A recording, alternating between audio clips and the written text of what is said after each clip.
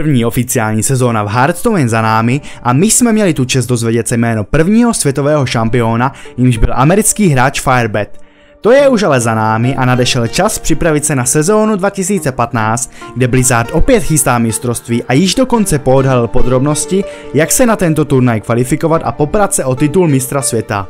Začátkem ledna mohou hráči začít sbírat body z ranked her, Farside Gatheringu, turnajů a hlavně získat místo na světovém šampionátu v Hearthstone pro rok 2015. Na tomto klání se střetne 16 hráčů z celého světa a nikdo na nikom nenechá nic suchou. Je to vyvrcholení několika měsíců ranked sezón a Farside Gatheringu, kde hráči soupeří o body k získání místa v Regional Qualifier turnaji. Z tohoto regionálního turnaje se pak mohou kvalifikovat přímo do závěrečného turnaje. Jak se bude dařit americkému obhájci titulu Firebetovi? Nechme se překvapit.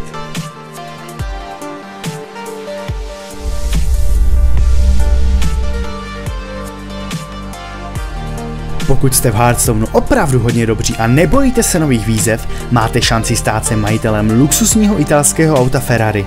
Čínský internetový gigant NetEase přišel s vynikajícím nápadem. Vedení společnosti se rozhodlo uspořádat mezikontinentální zápas, kde proti sobě nastoupí čínští a evropští hráči. Motivace pro úspěch je z čínské strany jasná. Vyhrej a domů odejdeš ve svém vlastním Ferrari. Pro čínské hráče probíhá kvalifikace skrz China's Gold Series, kde je například již jistým postupujícím titul Celestial, který skončil na světovém šampionátu na 2. místě. O Evropanech, kteří budou reprezentovat starý kontinent, bude rozhodnuto v kvalifikaci, která bude organizována SL. Tak co, máš chuť vyhrát Ferrari?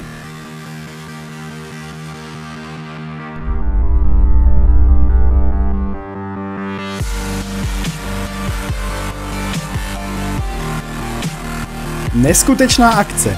I tak by se dal popsat turnaj Fujitsuan, který se uskutečnil v pražské herně Reload. Tam se popralo 48 hráčů o ceny v hodnotě několika tisíc a také o body do zajímavého projektu, který je podporován značkou Fujitsu.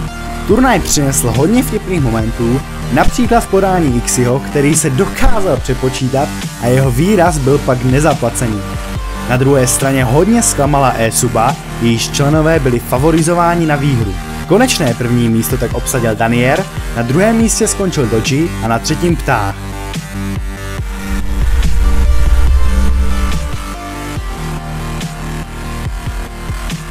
Sestava League of Legends tuzemského celku X-Status se po uplynulé sezóně dají nazvat domácí špičkou. Odnesli si titul mistrů České republiky, prvenství na BenQ Next Challenge a zdálo se, že tu opět máme tým, na který nikdo nemá. Po těchto oceněních však sestavu opustil Mozilla a poté, co se týmu nepodařilo postoupit na finále Hitpoint Masters, se s týmem rozloučili i Esito. Nastala tedy situace, kdy se tým odstil bez junglera. To se však před pár dny změnilo. Sestavu X-Status totiž doplnili bývalý jungler eSuby Gornagal a tak je tým opět připravený dál trénovat na nadcházející sezónu.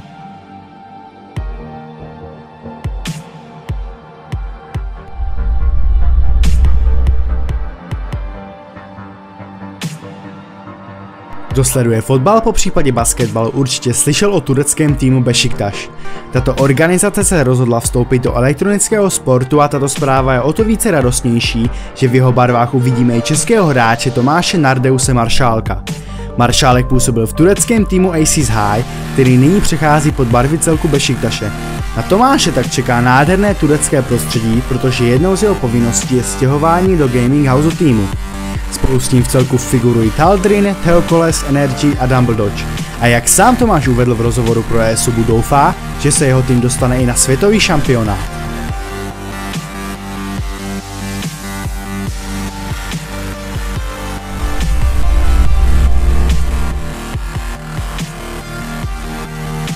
GoFemale se rozhodli, že uspořádají vlastní ženský online turnaj, ve kterém je momentálně potvrzeno 17 týmů. Jedná se o projekt, který je momentálně v začátcích. Zatím není jasné, kolik peněz budou tvořit prize money v tomto turnaji, ale GoFemale si zřídili svůj vlastní PayPal a DoFundMe účet, aby tak získali co nejvíce finančních prostředků od komunity a vytvořili tak kvalitní zázemí pro účinkující. Mezi potvrzenými týmy můžeme momentálně najít celky jako LDLC, Penta, 3D Max a Epsilon. Doufejme, že se organizátorům podaří vybrat co nejvíce peněz a my tak budeme moci být svědky famózního turnaje.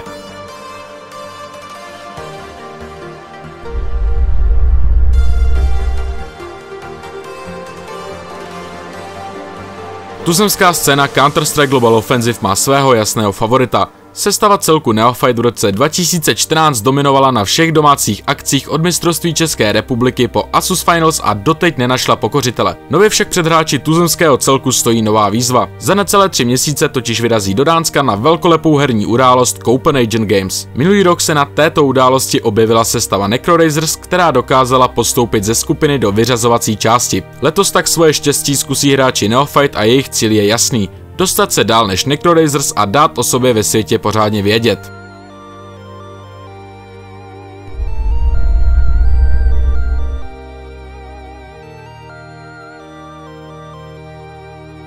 Na začátku nového roku portál HLTV začal odhalovat listinu 20 nejlepších hráčů Counter-Strike za rok 2014.